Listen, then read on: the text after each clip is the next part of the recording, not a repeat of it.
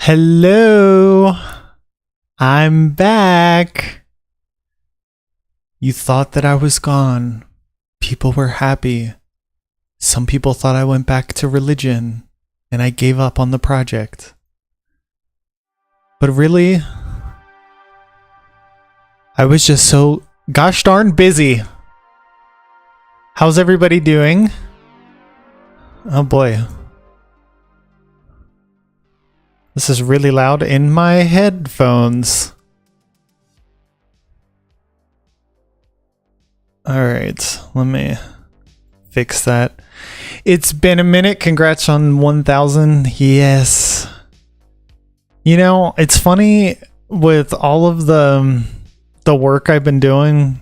Like I put in a lot of effort in YouTube.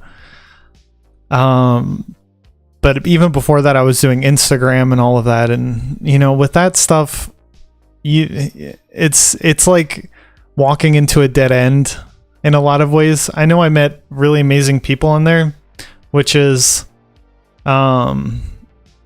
great.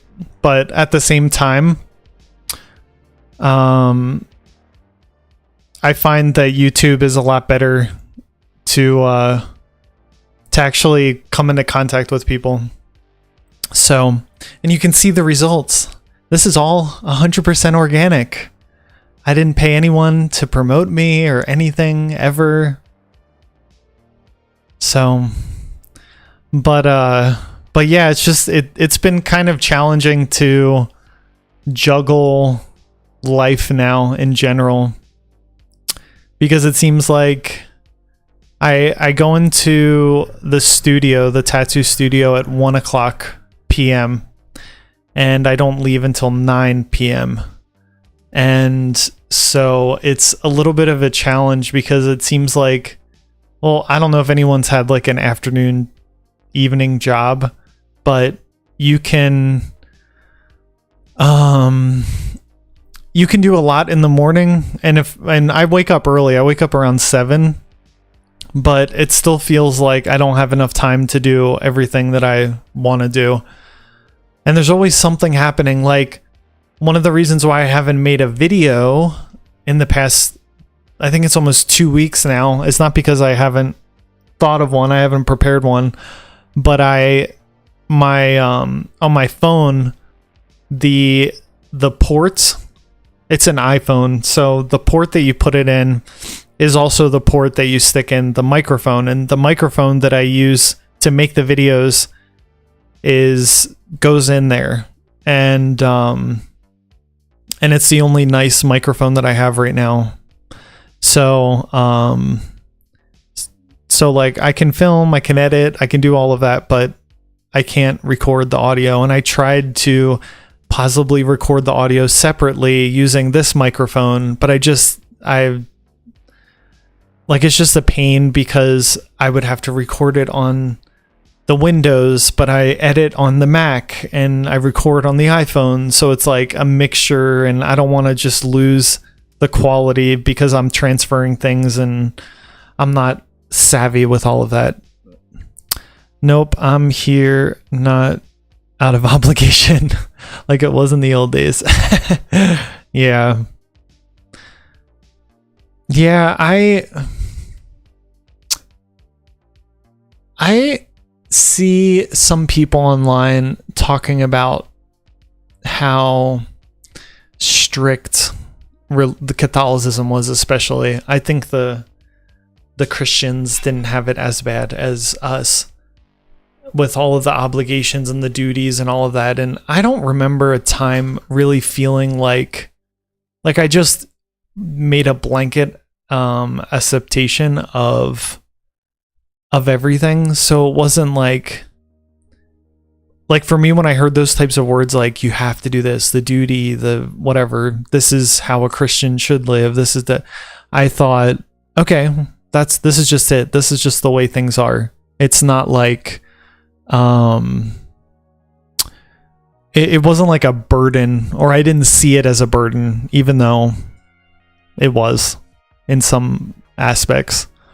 I'm like you. I actually loved being a part of the faith. Obligation for me was not a cross. Yeah, that wasn't the cross.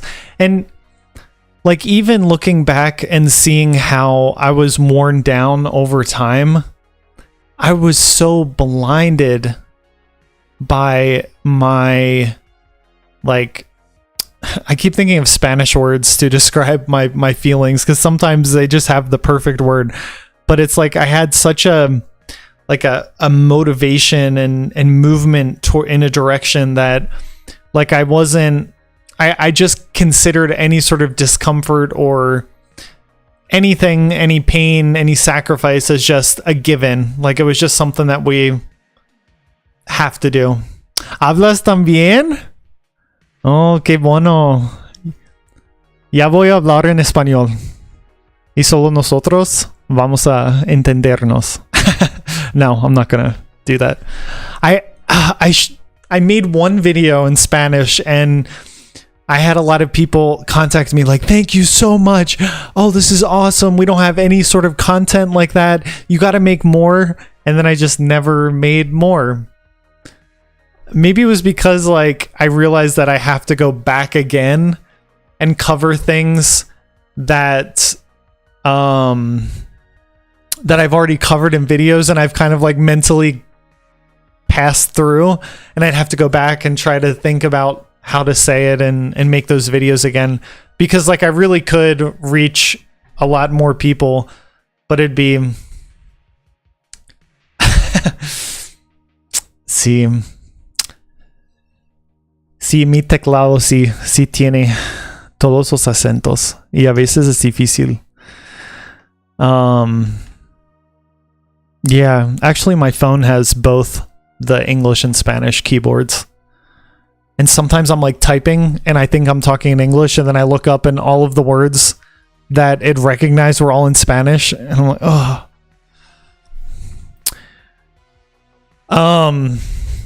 So how do you know Spanish? Is your family, do they speak Spanish, or did you just learn in school, or? Ha ha ha. I love that too. I sometimes do that in English, because in here in Mexico, I guess it's the same in Spain, the Spanish speakers, for the ha ha, H-A-H-A, they say J-A, J-A. It's funny. All those little details. I actually learned a lot of Spanish just through typing and communicating with people and reading what they were writing, because sometimes when you're listening to somebody, you don't pick up on exactly what they're saying, but when you read it, it's like, oh, this is the order, or these are the words, that's how you spell it, that's how you say it. So it was a lot easier for me to pick up on Spanish just by messaging people. Okay. You went to Spain.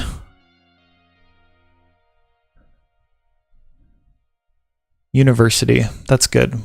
Yeah, I think Americans should learn Spanish. I think that's just a normal thing. Just considering the fact that the US and Mexico are so close, and there's so much, especially towards the south, California, but towards the southern borders, those states, I mean, there's huge Spanish speaking communities, and well, in all the cities, obviously, but especially down there, and there's places where they only speak Spanish, and I think it's good. It's always good to learn a different culture, and learning the language is the best way to learn the culture, because you really understand people's perspectives. Like if you directly translate what someone's saying, literally, it doesn't have the same understanding of their way of their perspective as if you learn the language and you learn how their language expresses certain ideas or certain emotions or things, and you're like, oh, okay, and then that gives you a different perspective. I don't know. It's always good to broaden our scope of life. Abre la mente. It sure does. Opens the mind. You're really getting into this. You're like, yeah, now I get to put in all my Spanish.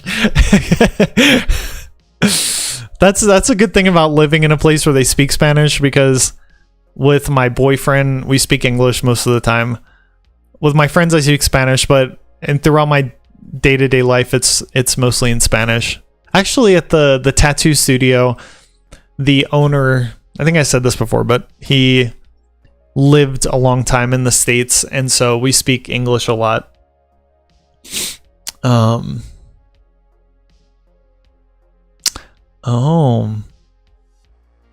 We didn't have Spanish in the seminary.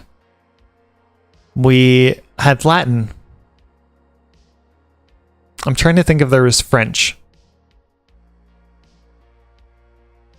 There might have been for a few years. They were testing it out, but we learned Latin. And then they sent me to Mexico without knowing any Spanish.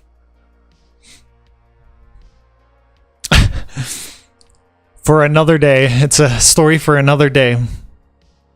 That's okay. Little by little, that's how these things go. So, I have a lot of things that I wanted to talk about. Like these past few weeks, I've had a lot going on, and a lot of ideas, a lot of things came up, but I'm not sure where to start. Actually, I do know where to start. I'm going to talk about tattoos and my apprenticeship, and some ideas about tattoos that I got from before in religion, and kind of my idea about it now, if you're interested in that.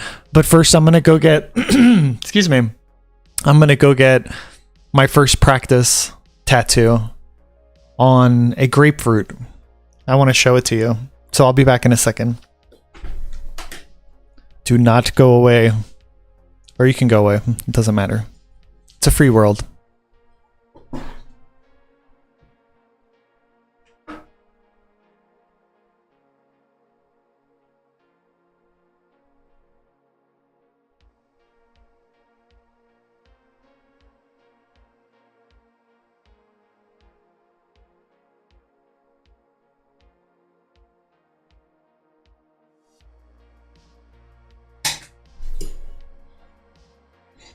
Okay, so before we start talking about the apprenticeship and all the things that have been happening, last night I couldn't sleep.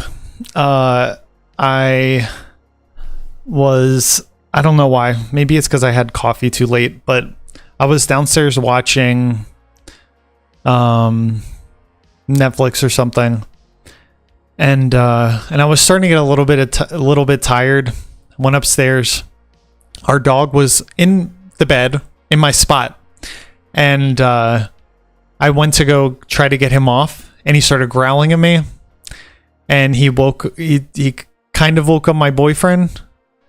And I was like, well, I guess, because I don't want him to wake up and then not be able to go back to sleep because he has to work early. So I was like, I'm just going to go back down on the sofa. And I fell asleep. Well, I woke up to a horrible, horrible smell. I thought our dog went number 2 on the floor, but it was actually my cat. So he must have diarrhea or something. I don't know. But all throughout the house on the floor, I guess he was rubbing himself. So there was just streaks everywhere. I'm sorry if this is too much for you, but I was like, what the heck? I know, it's so gross. Like, that's what woke me up. So I was still waking up when I was realizing all of this. So I went to him. He was like cowering in the corner, and I picked him up, and he had stuff all over his legs, his tail. So I grabbed a rag and I tried to wipe off as much as I could. I could not get even half of it. And he was like scratching me and meowing, and I let him down because it was getting like too much for me. Like, I didn't want him to get too scared. But then he got down, and I was like, no, I've got to do this. I've got to just try. So I pick him up again. I'm sorry if you're eating or if this is too much. But this was how I woke up today. He was so scared that he peed. He just started peeing. I picked him up. I had him on his back in my arm, and he just started peeing everywhere. And he went number 2. And I was almost in tears. Not from laughing, but from complete helplessness. Like, I did not know what to do. And like, I let him down, and he's hiding right now. He's been like really standoffish. Like, he's come around. I made sure that he was like okay. Like, he wasn't like really sick, because he was starting to act normal. But anytime I get up, he like goes and runs away because he thinks I'm going to pick him up again. But yeah, that's how my morning started. I don't know if it was something he ate. I don't know. It didn't seem like he's been on the same food for a few weeks, and it doesn't seem like there was a problem. So I don't know what happened. He might have eaten something, or I don't know. I really don't know. I'm keeping an eye on him just to make sure that I can see if there's any more changes. Because sometimes, it happens.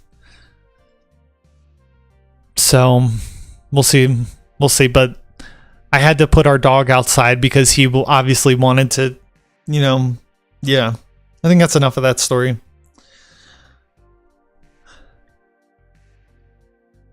So, tattoo apprenticeship. So it's been like 3 weeks, and I've been doing simple things like tracing, trying to make straight lines. I've been focusing on like how to hold the machine, because it's different than the way that I'm used to drawing. And it's actually what is that? Black tears. It's actually a lot better because the machine's heavy. I don't know anybody watching has even lifted up a tattoo machine. It's heavy. So you have to hold it a certain way so it's stable, because you want to make straight lines. So that's what I was working on, just with a pen. And then 2 days ago, I had to go and buy fresh pig's feet. This is going to be the gross episode. Sorry. But we have a butcher here. There's a dish that has pig's feet here in Mexico. It's popular. People love it. So you can just go and buy a pig's foot for a few bucks. And so I bought one, and it was, I mean, we were laughing. My boss was laughing too, because he's like, I've never done this. He just thought it might be a good idea because it's skin and bones and it's a small surface and you can really practice it. And in theory, like, it was working. It did feel like skin, but it didn't work because it just started getting cut up really easily because it's, dead. So then we graduated to grapefruit, which was a lot easier, actually. So we're just working on lines and shading in the black. So for training, what is more normal for practicing? Well, people do oranges or grapefruits, but they also there's like a rubber material. It's like synthetic skin, but it doesn't have the same qualities as skin, really. So it's not like really good to practice. Like, it does help a little bit to work on doing lines and stuff, but at the same time, it's a flat surface. So it's basically like drawing on paper. But when you do something like a grapefruit or an orange or even the pig's foot or something like that, some surface that's round, it's more like the parts of the body. So you're working on stability, where to place your hands and stuff like that to get a straight line.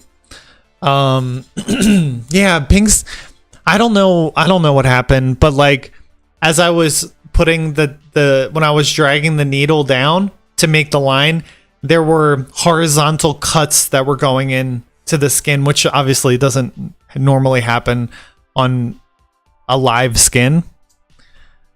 So it was kind of impossible to make clean lines. So it was like, it helped a little bit with trying to get your handwork and the position and like really trying to draw the clean lines. But besides that, it didn't really help.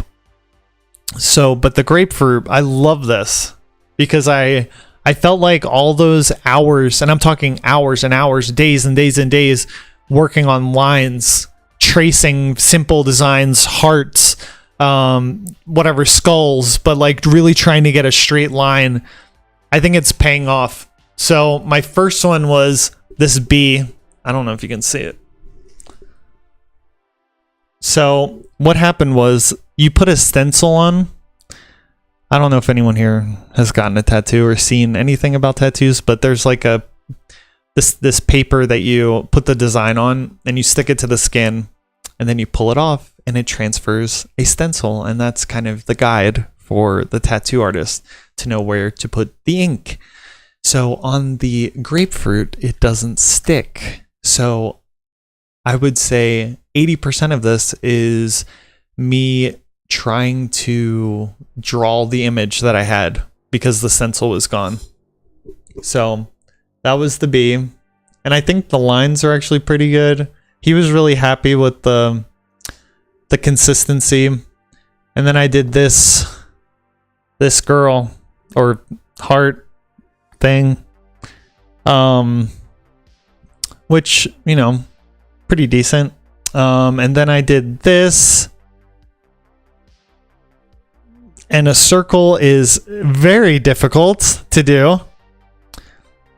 Yep, I have one in Hebrew. Another word for bee is deseret, I think. Wait, deseret, which is a name for... Wait, is name of the for-profit wing. I don't get that. Latter-day Saints Church. The for-profit wing of the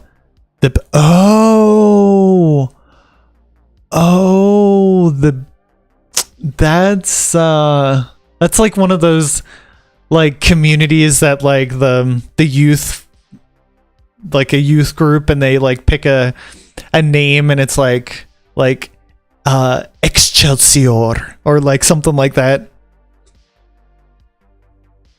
Yeah, of course. Money, money, money. So, I'm sure you're not.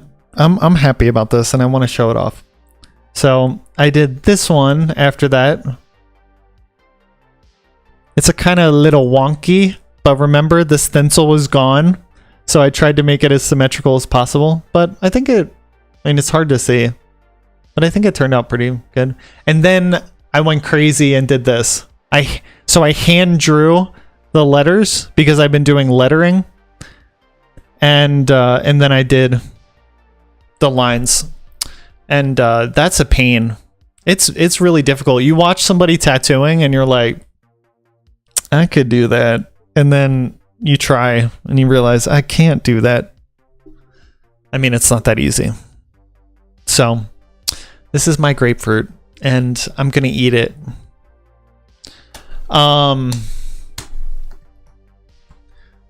So we're going to keep doing that. And hopefully in a week or two, I'm going to start doing tattoos on my guinea pig friends and boyfriend.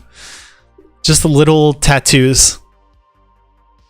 So that should be fun.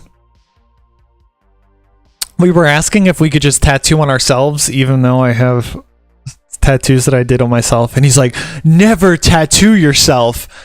And he's like looking at me because he knows that I tattooed. Because there's another apprentice with me. And he's like, you should never tattoo yourself. That's the worst decision you could possibly make. And I'm like, okay. Worst decision? I mean, I can imagine some other decisions.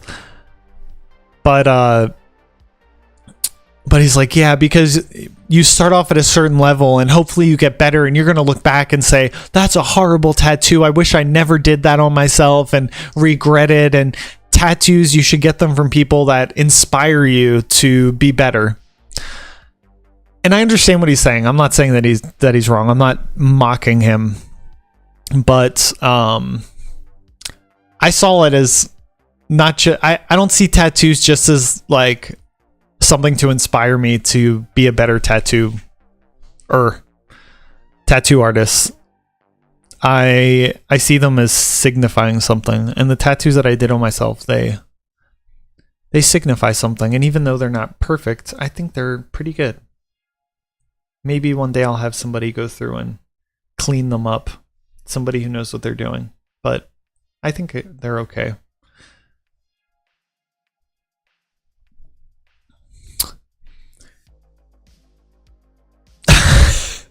You used to make indelible marks on souls, now bodies.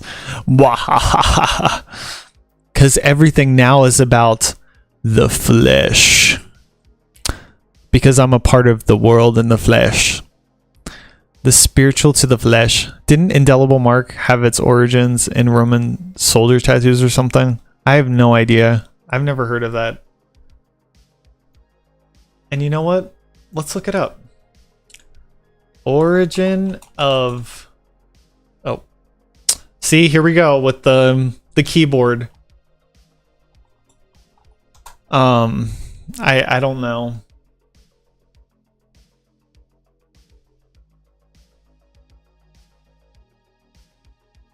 Okay, I don't... I spelled it right. Origin of indelible mark. Oh, okay. Indelible definition. Indelible. The word indelible comes from Latin roots. It's the combination of the prefix in, which means no, and acts as a negation here, with the word delibilis, which means may be blotted out. Oh, indelible. Delebilis. So indelibilis. So may not be blotted out. You're going to get a lot of Thomas searching indelible mark. I'll search my notes. Yeah, I don't know. But yeah. Actually, that'd be really interesting, like to look at the origin of a lot of different sayings. Because words have so much history behind them, the specific words, the specific phrases that we use. And I know it's kind of like corny. People say like, "Oh, I don't use the same words as my parents or my grandparents." You know, that's so old-fashioned. But I think that's kind of cool to pass on those types of phrases and to keep them going. I mean, ultimately, I think we do talk like our parents, even if we don't want to. But I think that's a really cool way to keep tradition going. So, I don't know. But yeah, anyway. Tattoos. Oh, and I also got...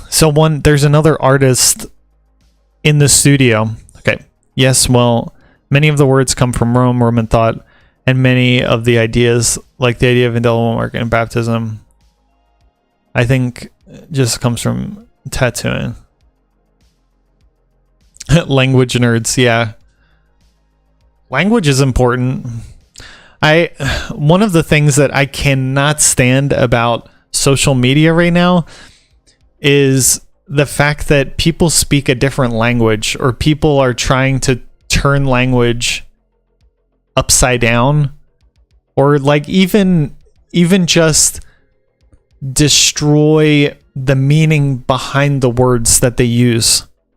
And I remember there's so many instances in my past where I used to be really bad at debating. I used to get very emotional, and I used to like resort to immature tactics to defend myself. Like I took everything personally. But I remember so many times being in debates or conversations where an hour, well, any length of time, long length of time would pass by. And then we realize that when we're both saying the same word, but we have totally different ideas, conceptions of what that word means.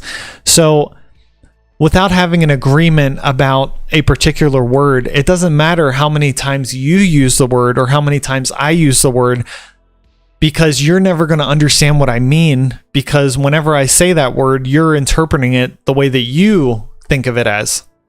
And I think that's what's happening online with people, and even in real life, because people aren't able to separate reality and virtual reality. That, you know, it's important to come to some sort of agreement before diverging into opinions, like to recognize a commonality. Because if there's any, let's say like, if I say something like, what's a really big topic now? What can get me demonetized on YouTube? Let's start this whole 1,000 subscribers. Now I can start making money. Let's just destroy all of that within the first few days.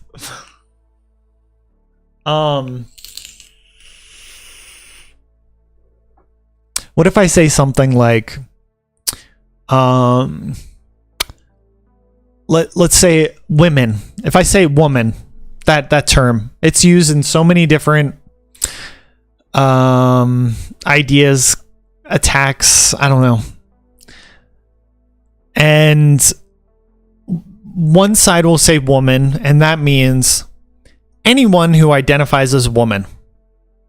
Maybe not biological, not only biological. And then another person says woman, and they mean only biological females. So you have the two talking, and they obviously don't agree. So when one says woman, the other one interprets it as the other way, and they're like, why don't you understand? You're saying the word that I understand it to mean this, and your conclusion doesn't make sense to me. And so there's They're not meeting at the same point. But it doesn't even, because normally in a normal human conversation, when you realize that there's not that agreement, you say, oh, when I said this, I meant this, but I think you're meaning it to mean this, but I don't mean it like that. I mean it like, and then there's that moment of the conversation that we've all had, like, oh yeah, oh, okay, yeah. We just wasted 2 hours debating about something that didn't even exist. That doesn't happen now. What happens now is that when the other person realizes that you don't have that same conception, that same idea behind the word that you're using, they call you stupid. They think you're an idiot. They look down to you. They think you're backwards, or they think you're too progressive, or they think, it's, language is so important. Are we agreed? Before I was Catholic, I was a non-denomination. After I became Catholic, I realized that talking with Protestants, I had to remember that what a Catholic means is by grace is different from, exactly. Your point is well taken, and I agree with it. Let's just talk about love. Yeah, exactly. Words like that. But I'm not even talking about words that have general meanings or different meanings for different applications. I'm talking about very clear words like woman, man, dog, chair, like tree.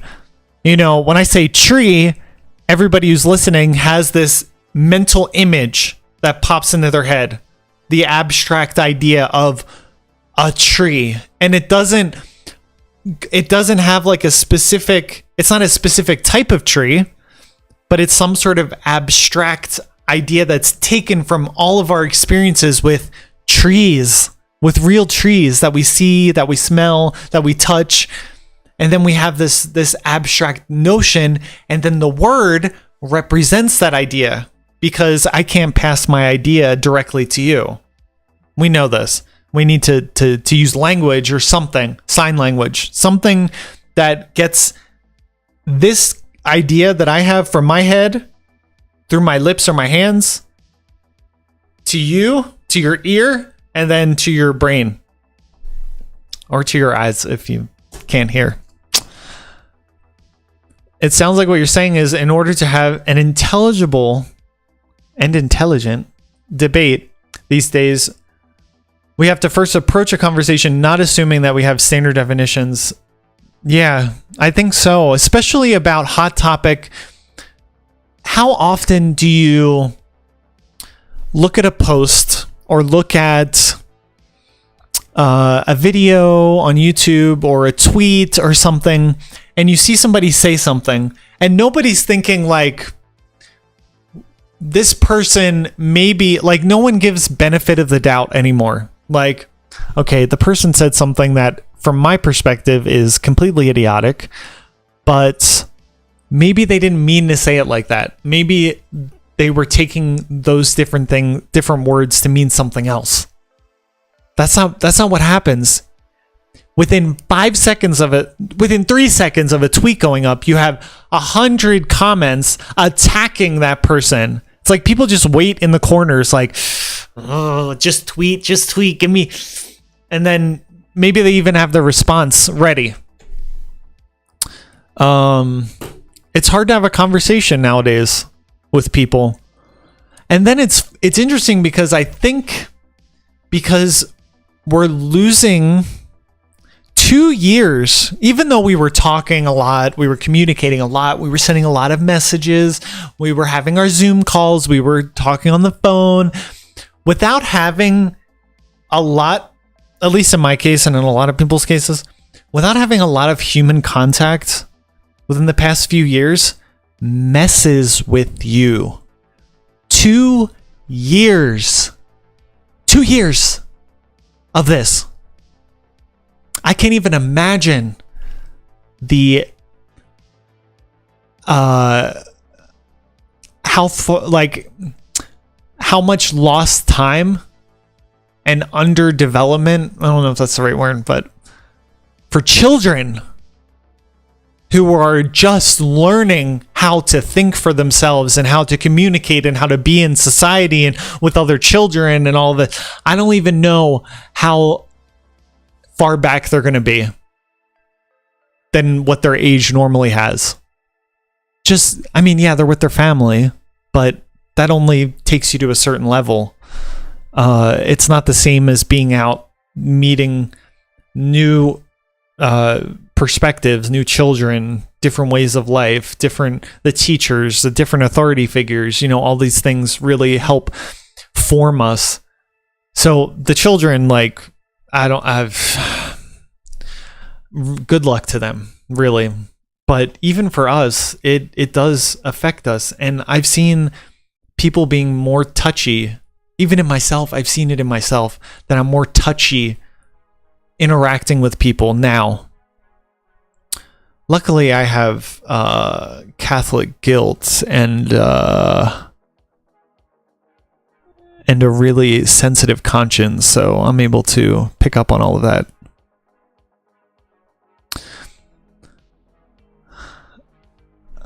Sam, I'm about to go for a bowling game, but I just want to pop and say hi. Hello, thank you for coming. We got great news today from the immigration lawyer saying that the embassy has received the application, and now we can finally schedule the interview. I hate all of that whole process. I hate it. I hate anything dealing with the government. I hate it. I hate it.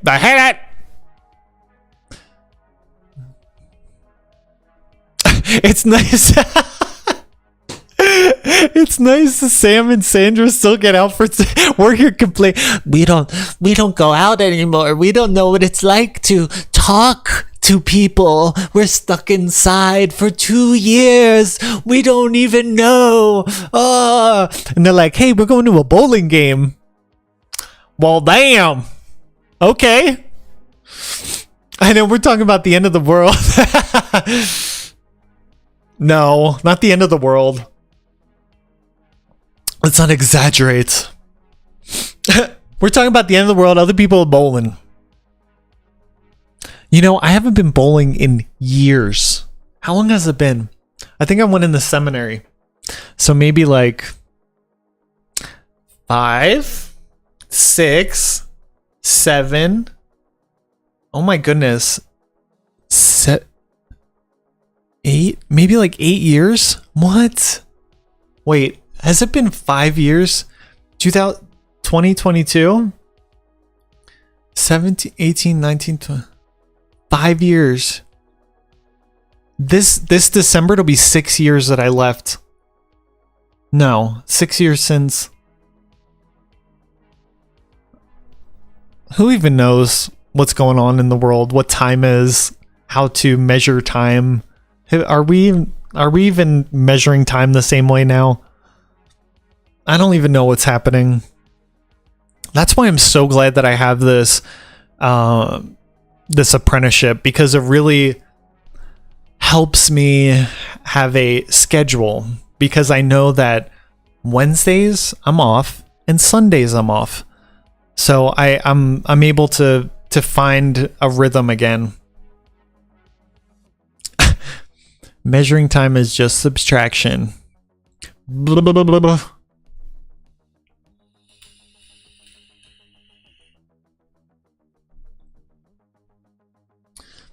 So,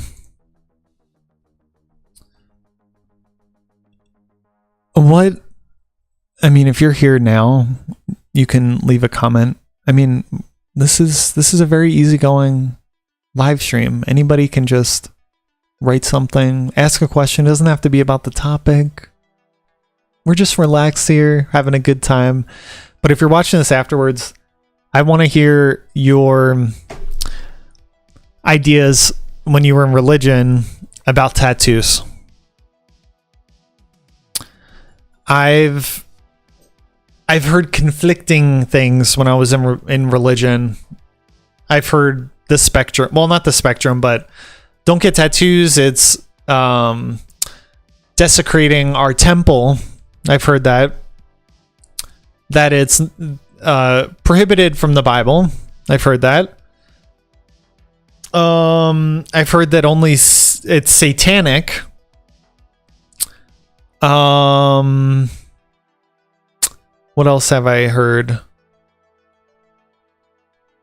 But then when I got to the seminary, there was like this rift, I guess you could say, not a rift, but I realized that what I had been taught in the church that I went to was maybe a little bit more, I don't want to say fringe, but it was more strict and a lot, how do I describe it? It's like, yeah, I guess just more strict, because I went to the seminary and I realized there were like these goody two-shoes that were at the seminary that were like trying to be like the perfect seminarian and the perfect good little Christian boy, Catholic boy. And then you have the more normal people, and I was attracted to the more normal people. For anyone watching, attracted in the non-sexual sense, just so we're all on the same page, I was attracted to them as people.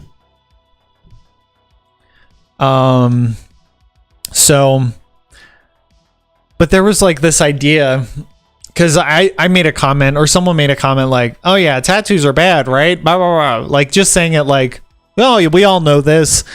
And someone was like, are they? Like just ask a question like, you think they are? You think they're bad? Why? Why do you think they're bad? And we got into a conversation, and it was not as black and white as I was told it was. Like a lot of things. That's one thing that I liked about the seminary, actually, because it really challenged my thought process, how I approach things. And it taught me how to think and to actually have an opinion, but have it based upon something that I believe and something that I've thought about, and not fake it, like not just follow the crowd, but actually challenge the ideas that I had. They didn't realize that they were just preparing me for my departure. They were giving me the tools. So I have a tattoo. I got it as a Protestant. I was cool with it. No one ever gave me crap about it. It's a Hebrew tattoo. Shema. Small. Yeah, it's funny. The religious tattoos, I remember a lot of Protestants, especially like the Protestant like youth pastors and stuff like that. Like they were always like tatted up and stuff like that, like to try to connect with the kids. But a lot of them came from bad pasts, and they converted, and then they devoted their life to God, and then they became these leaders. But there was always this like, the Protestants from our perspective were so liberal. They were so, like, we didn't really see them as brothers and sisters. They were like, they call themselves Christians, but like I can't relate to them much at all. Like our family members who were Protestants, who were, I don't remember what they were. I think they went from church to church because they kept having problems with the pastor or something that someone said, and then they just went to another denomination, and it just seemed like too much of a hassle. But I remember looking at them and thinking like they're they're not doing 5% of what they should be doing, or something, like not in that like judgmental way, but like feeling sorry for them, I guess. But anyway, so I found this article.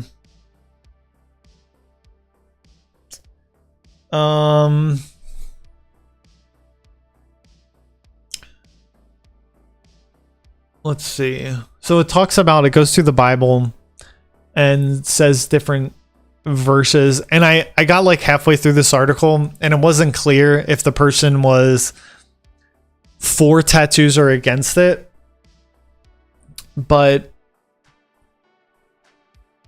they're just like being very objective. Like, for example, with this one, you shall not make any cuts on your body for the dead or tattoo yourself. I am the Lord. Leviticus 19:28. And then they say this prohibition falls in with several others given to Israel to separate them from the Canaanite pagan practices around them. The cutting of the body was related to the religious mourning process when relatives died. Tattoos were made in the same vein and associated with specific idols and false religions. So they say, don't tattoo yourself because tattooing at that area was connected to other religions, pagans or whatever, other religions. So, God wanted, like, it's very objective. It's not like, you shall not make any cuts on your body for the dead or tattoo yourself. I am the Lord. Therefore, you cannot tattoo yourself. Period. End of story. But it's actually like looking into it. Behold, I have engraved you on the palms of my hands. Your walls are continually before me. And he says, that's like a tattoo. Your body is a temple.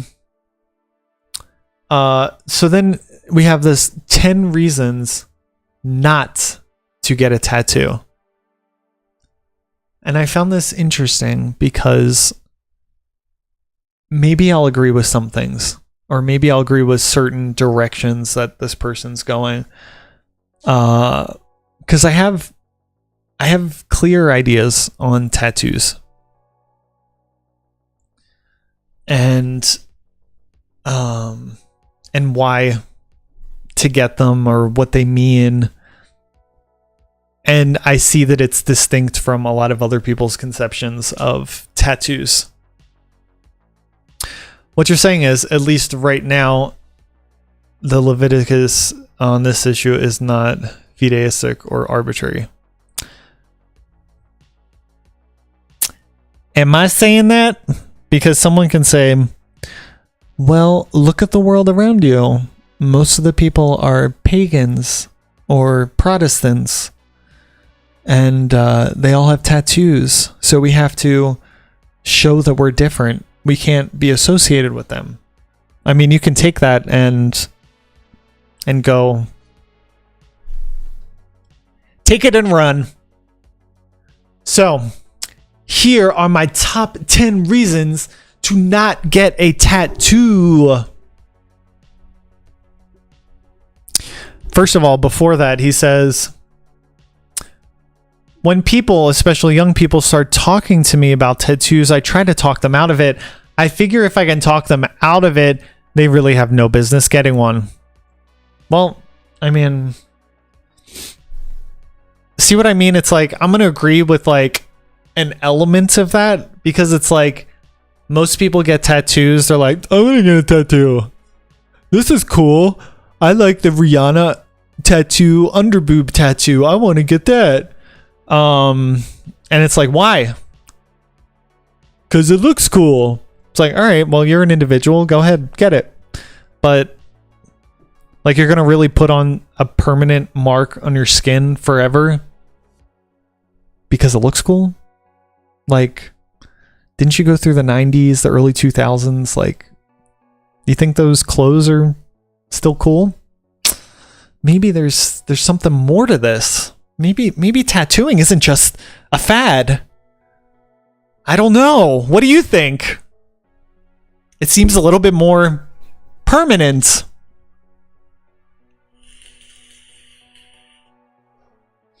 Here are my top 10 reasons to not get a tattoo. Number 10. Okay, we're going down. I've seen this done on videos, but not on articles. Usually it's 1, and then 2 and 3. Puka shells and blonde tip.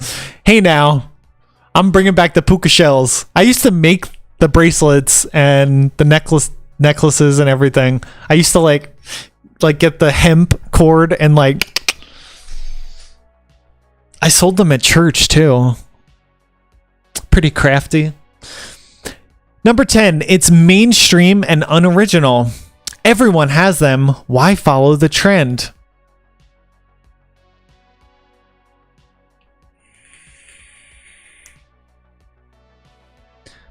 I don't know. Maybe like wearing clothes is also very unoriginal. It'd be more original to just walk around without clothes on. Like why wear clothes? Because everyone else is doing it. I don't know. I'm trying to see, like, maybe like certain types of tattoos are too mainstream because they're not rooted in any sort of artistic quality. Like when you see the tribal tattoos that aren't real tribal tattoos, but they're like an interpretation of like, it's like that it's like Pictionary. Like someone says draw something and then you have to draw it, but like you're really bad at it. It's kind of like that. So maybe those, like, that's trendy. You're getting it only because it's a trend. I could see that. I could interpret this person's words to mean that, but that's not what he's saying. He said not to get a tattoo, period. And if you would just think, like, how long have tattoos been around? Like, it's not something that's just trendy. Maybe a certain type of tattoo is trendy, but the idea of tattoos is definitely not trendy. It's probably one of the least trendy things. Maybe trendy in certain cultures because they're kind of new and accepted, but getting tattoos, they're definitely not trendy. Why wear clothes? So you don't go to jail today. There you go. That's a good reason. But you're going to be original. Number 9. It stinkin' hurts. Okay.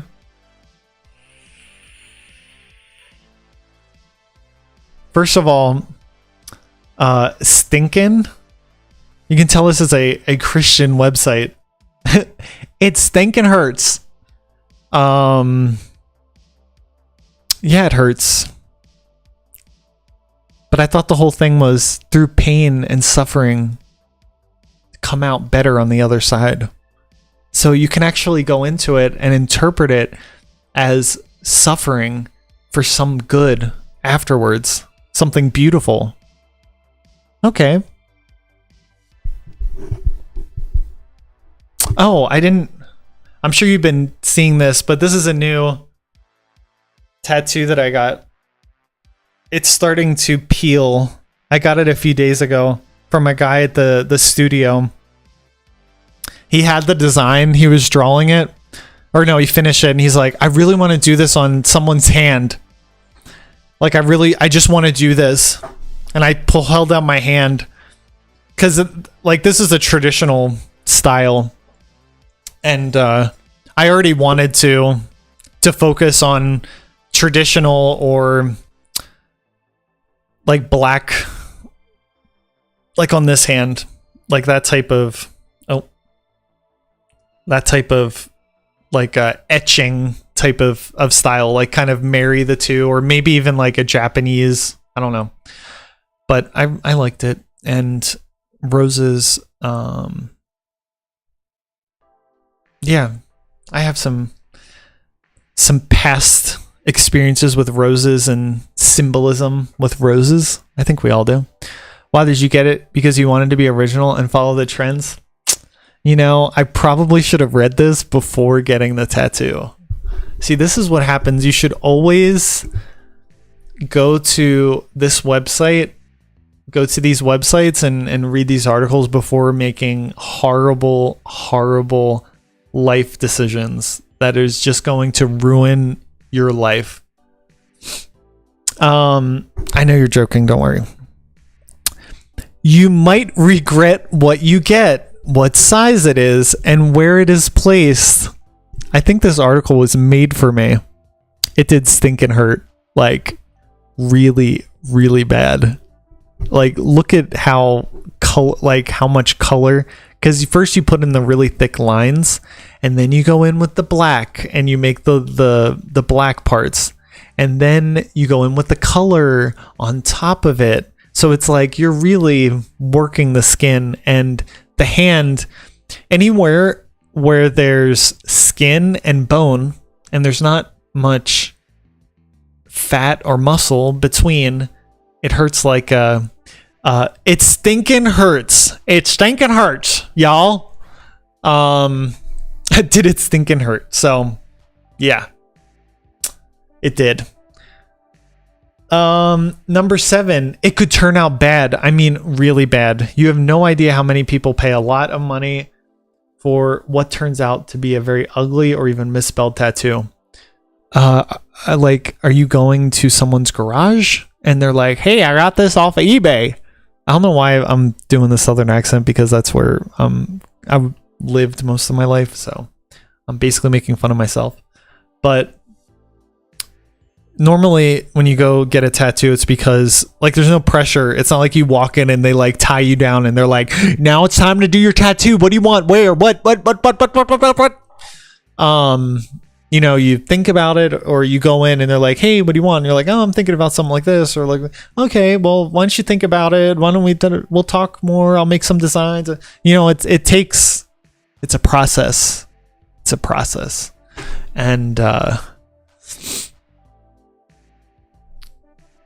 so wait a second.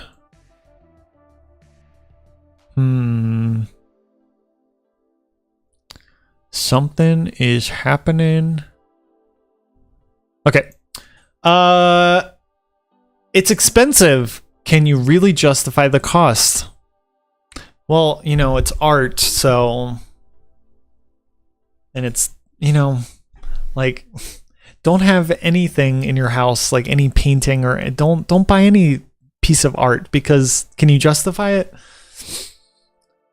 But you do have to think about that. Like, it is expensive, and I mean, especially if you want something good, and this one was gratis. It was free because he really wanted to do it, and that's kind of what happens when you're in a studio.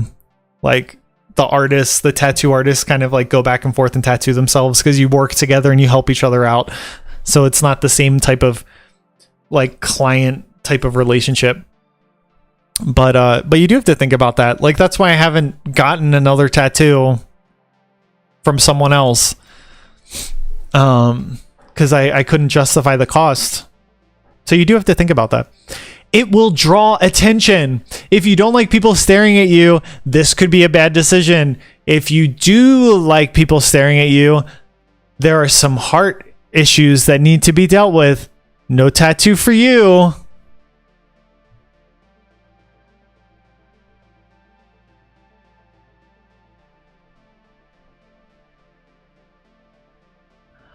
Hate to say it, but if a Protestant wrote this, they would criticize spending money on something like art and not a fog machine.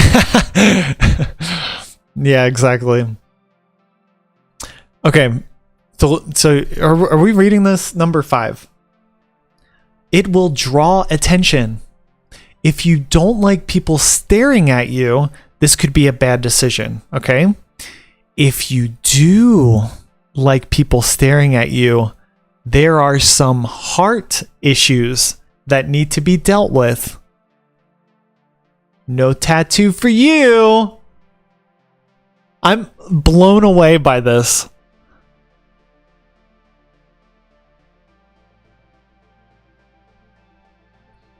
I mean, obviously, I don't like, it's kind of bizarre because he's saying it's mainstream and unoriginal, but at the same time he's saying people are going to be staring at you, and it's like, maybe people would be staring at you because you don't have tattoos and you're dressed like, you know, in your long dress and long sleeve shirt and your bonnet and your you know, maybe that's why they'll be staring at you. That doesn't make any sense. That's not a reason not to get one. And if you're getting it for other people, period. Laying on the guilt, this article. Yeah. Dang gummit. This stinking article. You will be judged. Number 4, even though tattoos are mainstream and broadly accepted, you will still encounter people who think less of you for the ink. This is a Christian article. When people find out that you, Mr. Author, are a Christian, they're going to think less of you and they're going to judge you. Does that mean you shouldn't be a Christian? Like, listen, this was a problem that I had with a lot of,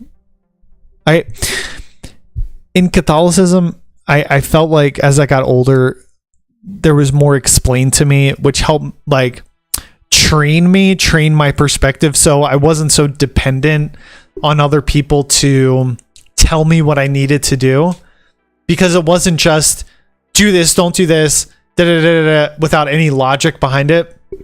But here it's just like using words and ideas that scare people in order to make them do what you want them to do. Even though if you take their argument and apply it in a different way, they're going to say, oh, no, that doesn't apply to that. It's permanent. If you want to say something, why not go for a cool t-shirt? I want to hear your opinion.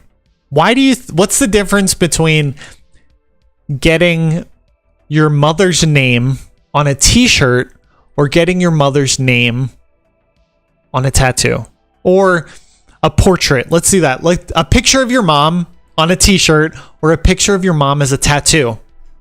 What do you think is the difference?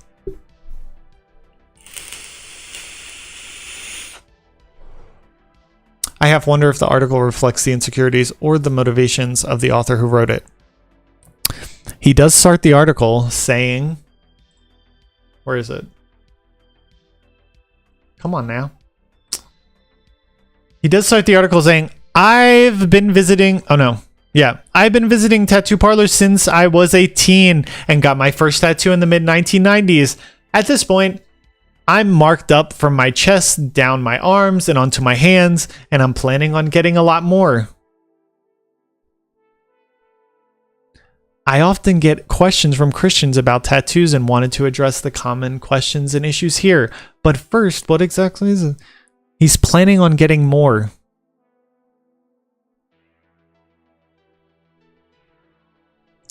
Huh. It's permanent.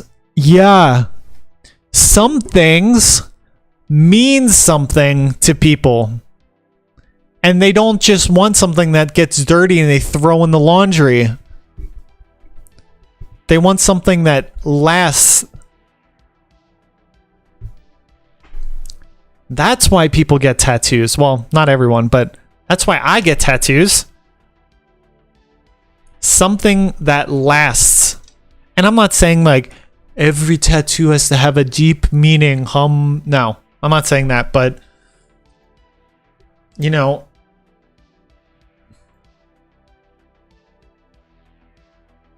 yeah, whatever.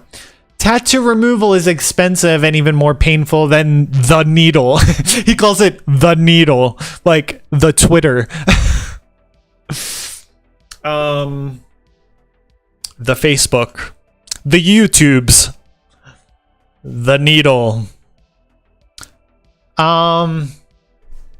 It's a needle, but anyway,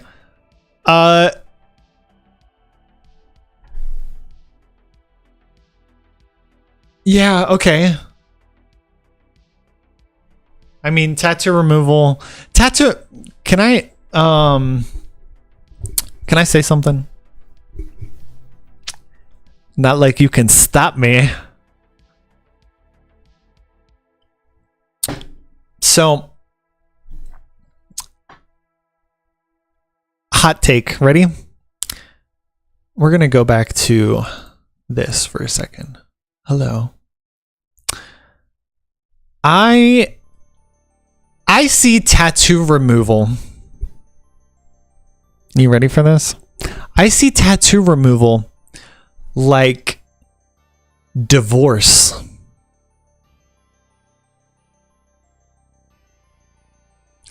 I think that in my head, from my perspective, even now after I've left religion, I see marriage as a commitment, a lifelong commitment that you make with someone. And it means something. It means something to me. And getting a divorce, for me, will be painful. And it's not just in the psychological, emotional, all of that aspect. It's everything. You've united yourself with someone in all the aspects of your life, and now you're ripping it apart in a certain way. Tattoos are another commitment. But people think, oh, there's tattoo removal, so I'll just get whatever tattoo I want, and then I'll just get it removed later if I don't want it. I'll get married now because I can just get divorced. And the commitment in the beginning for both of those actions wasn't there.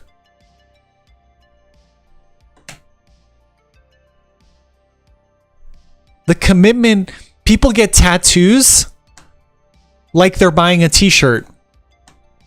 Like it's some fad. Something that they can just remove later. It's painful, yeah, because guess what? Decisions have consequences.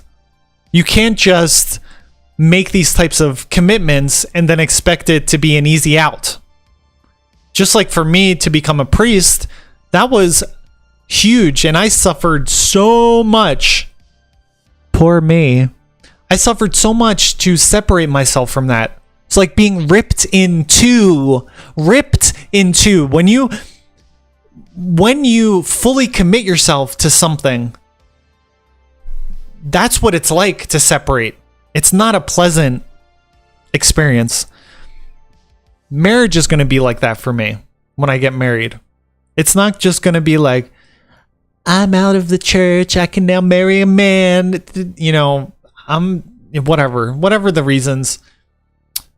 I'll just get divorced later. No, that's not how I'm going into getting married. Just like I don't go into getting tattoos. I'll just get them lasered. Decisions have consequences. Oh, and number one, it stinking hurts. It bears repeating. Oh, he's so funny. Oh, they're so funny. It stinking hurts. Life hurts. Life hurts. Oh, and then we have tattoo advice. Okay. So the first one is don't get a tattoo, but we know you're going to get a tattoo, so we're just going to continue with the advice. Wait to get your first tattoo. Investigate. Listen to the artist. Okay. All right. That's the end of that. Ta-da! Tattoos become a part of your identity, like marriage, baptism, ordination. It's painful as hell internally and externally to remove these things. Yeah. Literally, it's painful as hell. Yeah, it is. It's almost unbearable. That's why I don't think when I see people who just leave, they're just like, oh, it's difficult. Oh, someone doesn't like me in the church. I'm leaving. I'm like, were you ever committed?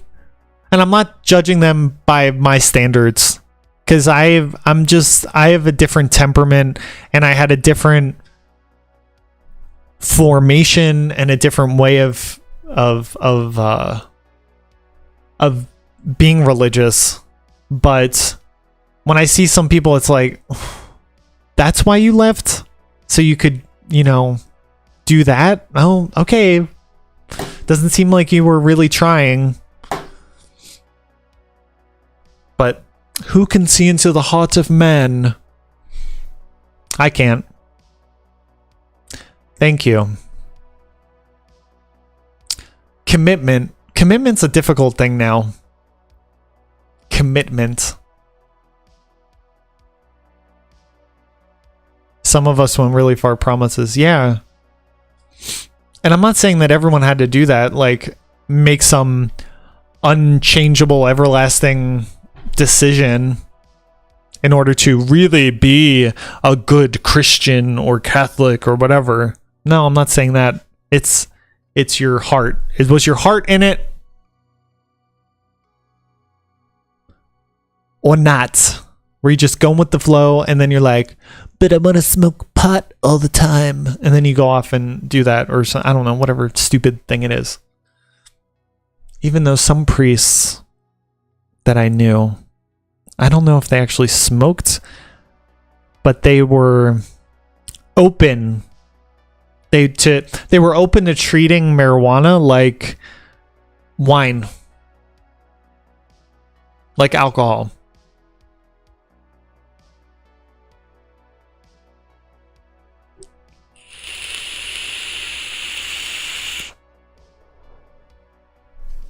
Anyways, so that's it.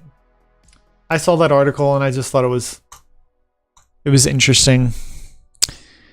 We were maybe not perfect, but sincere of heart. Yeah.